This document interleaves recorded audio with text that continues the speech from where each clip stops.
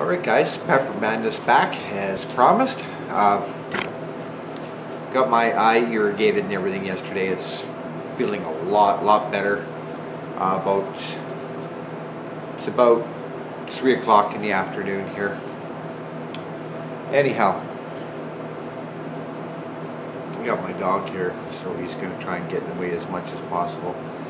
So, after doing all the grinding on her knife, on Chelsea's knife here and stuff, and even though I had annealed this blade twice, this blank twice, it was still too hard. I think I fouled up when on my second annealing. It was still just a little bit warm, and I pulled it out. I mean, I could still grab it quickly with my hands. This stuff this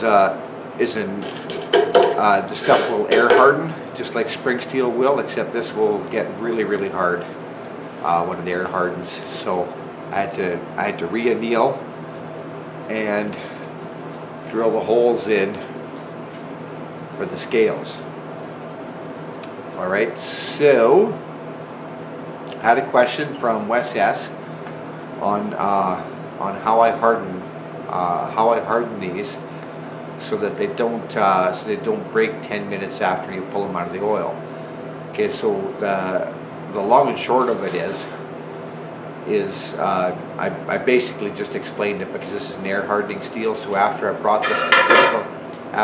this to critical heat and put it in the oil, I just leave it sit in the oil for a good 15 minutes so that it's completely cool before I pull it out and clean it off. Okay, so don't let it air harden, and it'll all be fine. 90% of the time. We'll see what happens. Okay, time to fire this thing up.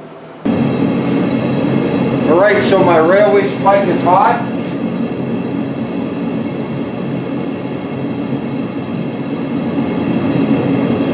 And in she goes to preheat the oil.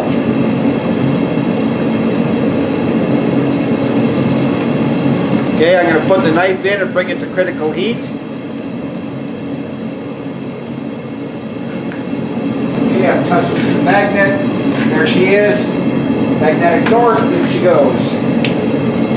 Now you can see it bubbling.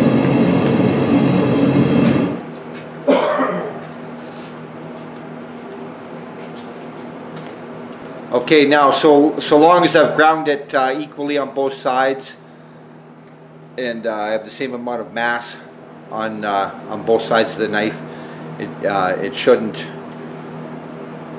warp after I've taken it out of the oil. And I'll let it cool in that oil. All right, so it's kind of creates its own insulation. It cools nice and slow. And I'll put it in my vise, wipe it all off, and continue on with the finish work. Okay, so it's dead cool to the touch. Okay, it's just oily right now, that's why I have a rag holding it. And I'm just going to wipe the oil off now. Took about, I left it in there for about 15 minutes. Okay, let's knock off the black.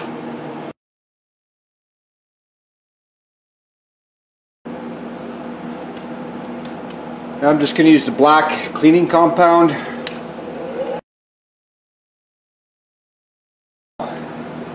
You can see by the nice gold color on it that it's all tempered now. If anyone's interested, what I used is my oven, and I put it at 425 degrees for this particular piece of steel. All right, 425 Fahrenheit, and I put it in the oven on bake for 1 hour and 40 minutes. Okay, I took it out and I placed it in some canola oil. All right, there you go. So now I'm just going to clean off my bevels because there is a little bit of scratching in there. I'll just do that by hand. Now every time you heat up a piece of steel, some new blemish is going to come out of it every time. So this is my final clean on the blade. And normally when I'm knife making and stuff, I'll do about I'll do 3 to 6 all at the same time. I'll anneal all the pieces at the same time.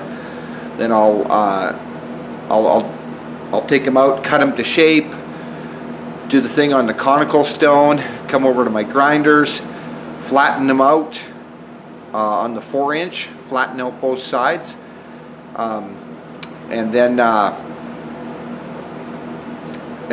cut in my bevels on the 1-inch grinder, starting at if you guys are interested, I start at 40 grit and I go all the way down through them. I go 40, 60, 80, 120, 220, 320, and down to 400, and then 600. Okay, and I do one bevel at I do one bevel complete at a time. And by stepping down through all those grits like that too, you're going to save yourself quite a bit of money on belts. Okay, so by doing it like that, I can get out of each belt in those sets that I just mentioned. So each belt I can get 3 knives out of. Okay, instead of skipping right from 40 to 80 and stuff like that. It just seems to work out better if you're interested in that kind of thing. All right, anyhow, I'm going to go clean this up by hand, and then we'll do the handles. Okay, talk to you in a bit.